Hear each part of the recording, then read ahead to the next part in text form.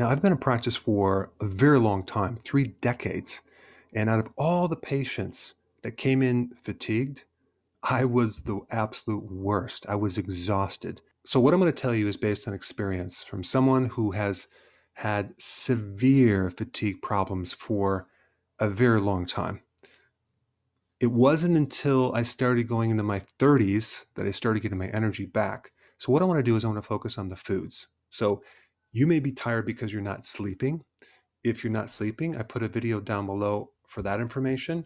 Or if you're excessively stressed, check that out. But what I want to talk about is the diet.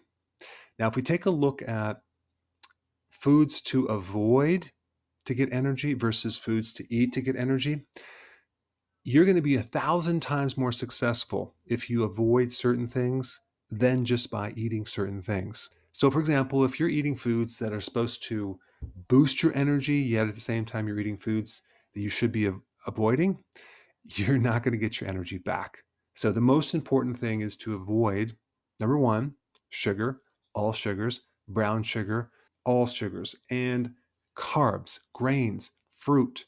That includes bread, pasta, cereal, crackers, potato, juice. You must get your carbs down to below 30 grams if you're going to have any energy at all. Also, what kills energy is the frequent eating because you're constantly dependent on the next meal. But these carbs will tend to boost your energy for about a minute, and then your energy will come crashing down. So, as far as what to eat, let's talk about protein. So, you can actually get very tired if you eat too much protein.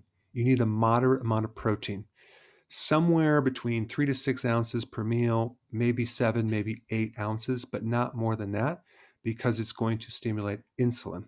Okay. You want to make sure your meat is more fatty. So if you're going to do fish, salmon, that would be important. If you're going to do beef, make sure it's more of a fattier beef because if you do lean protein, that tends to spike insulin a little bit more.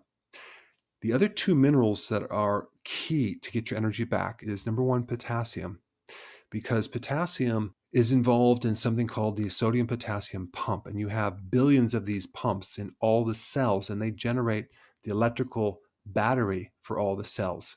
They help your nerves to function, your muscles to function. And the requirement for potassium is very high. We need like 4,700 milligrams. So I'm going to recommend you get your potassium from salad or vegetables. Magnesium is also in salad and vegetables, so you can kill two birds with one stone. But magnesium is involved in making energy. It's in the mitochondria. In order to make ATP, which is the energy currency of the body, you need magnesium. So those are the two most important minerals to get your energy back. B vitamins are also crucial, and you don't necessarily have to take B vitamins if you're not consuming refined grains, because refined grains deplete you of B vitamins.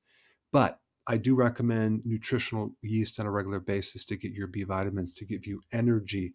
You need the B vitamins in many different metabolic pathways in the energy factory called the mitochondria. As far as the fats go, I think MCT oil will be very, very beneficial, not just for brain energy, but if you're going to exercise to give yourself more endurance. MCT oil turns into ketones pretty fast. The best fats are not vegetable fats, animal fats, okay, for energy.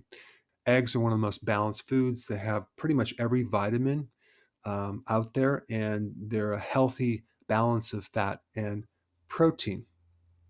And of course, you can add some fatty nuts in there too, like pecans. That would be very beneficial.